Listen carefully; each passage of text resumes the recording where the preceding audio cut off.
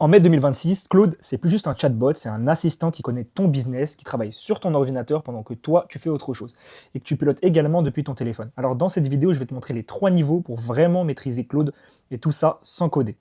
Alors on va voir 3 fonctionnalités dans cet ordre. Le niveau 1, Claude Project, pour créer un assistant qui connaît ton business à fond, il retient ce que tu fais, ce que tu dis et adapte toutes ses réponses automatiquement. Le niveau 2, on va parler de Claude Cowork. Là, on passe à autre chose. Claude prend le contrôle de ton ordinateur, il lit tes fichiers, en crée de nouveaux, organise tes dossiers, ouvre des apps et peut même naviguer dans ton navigateur. Et le niveau 3, on va parler de Claude Dispatch. Donc tu pilotes tout ça depuis ton téléphone. Tu envoies une instruction, Claude l'exécute sur ton ordi et tu reçois le résultat dans ton téléphone.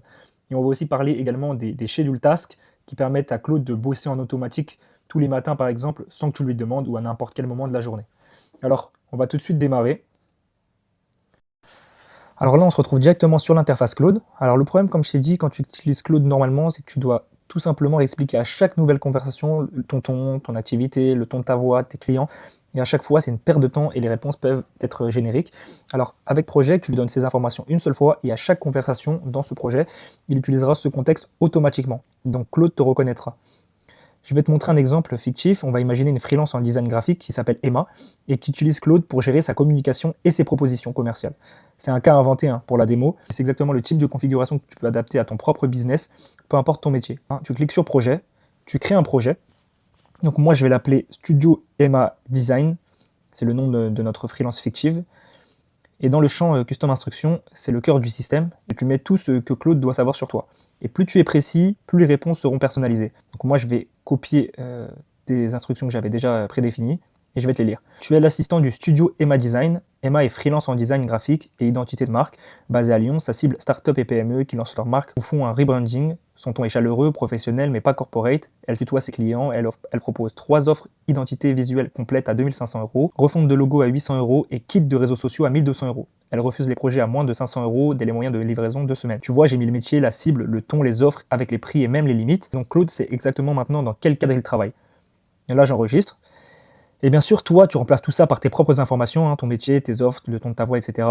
Et le template sera en description de cette vidéo, après à te copier-coller. Donc là, le deuxième levier, c'est la possibilité d'upload les fichiers que Claude va lire. Alors pour notre freelance fictive, j'ai upload de son portfolio et un document avec 3 exemples de propositions commerciales qu'elle a envoyées à ses clients. Donc ça, c'est un fichier que j'ai déposé sur mon bureau. Et Claude, maintenant, il a maintenant ses vrais exemples. Donc c'est pas de la théorie, c'est vraiment des vrais projets, ses vrais prix, son vrai style de communication. Donc bien sûr, c'est un personnage fictif, c'est un exemple qui est très concret. Alors je teste, je tape « Un prospect me contacte ». C'est une start-up dans la food tech qui veut une identité visuelle complète. Rédige-moi une proposition commerciale personnalisée. Alors Claude génère.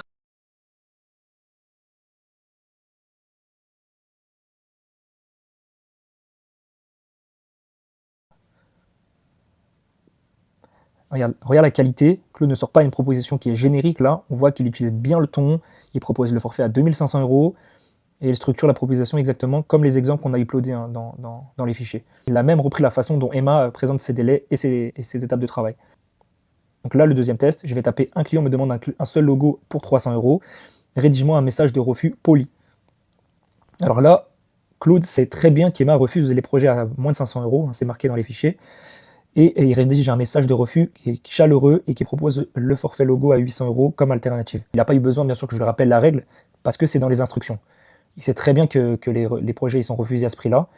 Donc tu vois, tu configures ça une seule fois, et Claude, il travaille toujours dans le même cadre de conversation.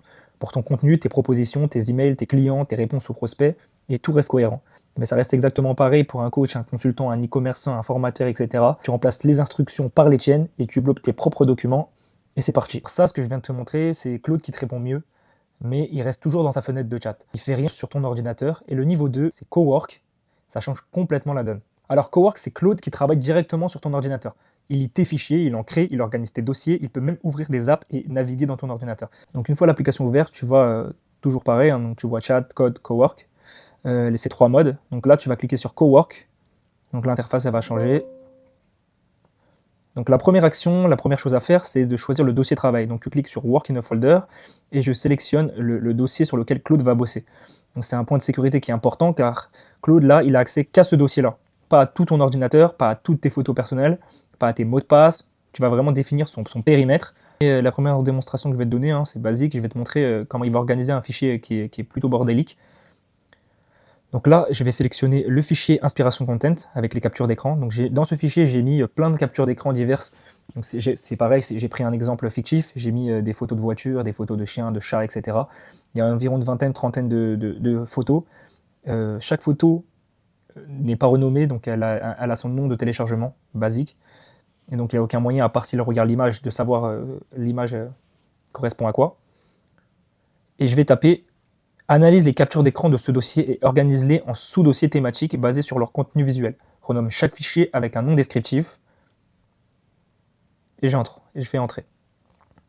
Alors là, Claude travaille. Donc là, Claude, il va ouvrir chaque image, il va l'analyser visuellement, il va comprendre ce que l'image contient et il va commencer à créer des sous-dossiers. Donc ça va prendre 2 minutes à faire au lieu de...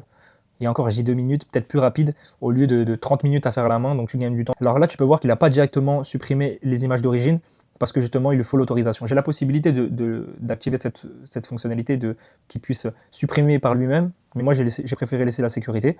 Ça, c'est à toi de voir. C'est à toi de voir à quel point tu es prêt à faire confiance à Claude. Donc là, dans la deuxième démonstration, je vais te montrer comment créer un tableur depuis des factures. Donc là, je vais sélectionner le fichier facture mai 2026. C'est le deuxième cas d'usage, donc encore plus utile pour le business. J'ai un dossier avec une douzaine de factures du mois, des PDF de fournisseurs, des reçus de restaurants, des abonnements logiciels. Et moi, je veux un tableur Excel récapitulatif pour la compta. Donc je vais taper le prompt suivant. Lis toutes les factures de ce dossier, extrait la date, le nom du fournisseur, le montant TTC et la catégorie de dépenses. Crée un fichier Excel récap mai 2026 XLS. C'est le format Excel, dans ce dossier avec ces informations. Ajoute une ligne de total en bas. Donc là, Claude travaille. Claude ouvre chaque PDF, il extrait les infos, il catégorise automatiquement logiciel, transport, restauration, hébergement et matériel. Voici le résultat, le tableur il est propre. Date, fournisseur, montant, catégorie, totaux par catégorie en bas. Et là, ça a pris quelques instants au lieu de 30-45 minutes à la main peut-être. Donc voilà, là tu peux voir la demande de permission, parce que comme je t'ai dit, Claude demande la permission si tu lui accordes pas. Et à chaque action sensible, il va te demander la permission, il te dit je vais écrire le récap, etc. Est-ce que tu confirmes? Tu peux, comme je t'ai dit, laisser l'autorisation à chaque fois. Maintenant, la fonctionnalité qui transforme Cowork en vrai employé automatique, les schedule tasks. Donc là, je vais cliquer sur New Schedule Task. Et tu peux programmer n'importe quelle tâche Cowork pour qu'elle tourne automatiquement tous les matins, tous les midis, à la fréquence que tu veux, à condition que tu laisses ton PC allumé. Donc, par exemple, tous les matins à 8h, vérifie mes emails, Gmail, des 24 dernières heures, classés en 3 priorités urgentes, importantes et low, et rédige des brouillons pour les urgents dans Gmail sans les envoyer. Et envoie-moi un résumé. Donc là, je choisis Daily, 8h, et je confirme. Donc là, voici la tâche planifiée. Donc à partir de demain matin, Claude fera ça tout seul tous les matins sans que je lui demande. Donc là, Claude travaille sur ton ordi en automatique, mais tu dois quand même être à la maison ou au bureau pour lancer tes tâches sur ton ordinateur. Sauf si tu utilises Dispatch. Et là, tu peux être n'importe où. Dispatch est sorti en mars 2026 et c'est ce qui connecte l'app Claude sur ton téléphone à Claude Desktop sur ton ordinateur.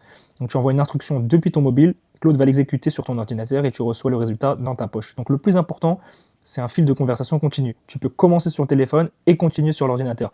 Avec le même contexte, la même conversation et Claude va rien perdre. Donc je vais te montrer tout de même à quoi ça ressemble, Dispatch. Hop. Là, je suis sur l'onglet Dispatch de mon téléphone.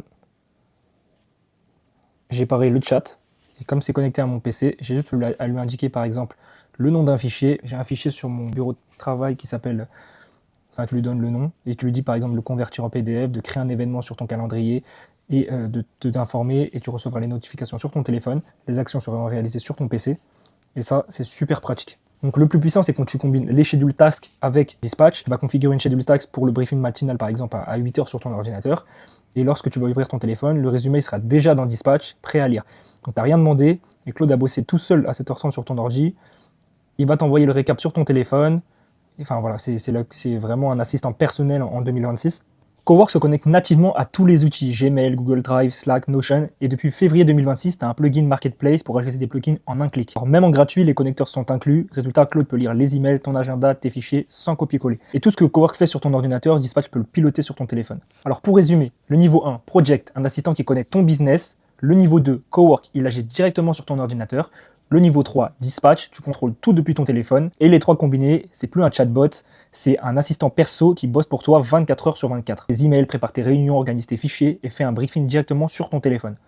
Et ça, c'est que le début, on connaît vraiment la force d'Anthropic. Si toi aussi tu veux créer tes propres systèmes IA et automatiser ton business et ta vie, tu peux rejoindre la communauté en description. Sur ce, on arrive à la fin de cette vidéo. Si ça t'a plu, n'hésite pas à t'abonner. On se voit dans une prochaine vidéo. Salut!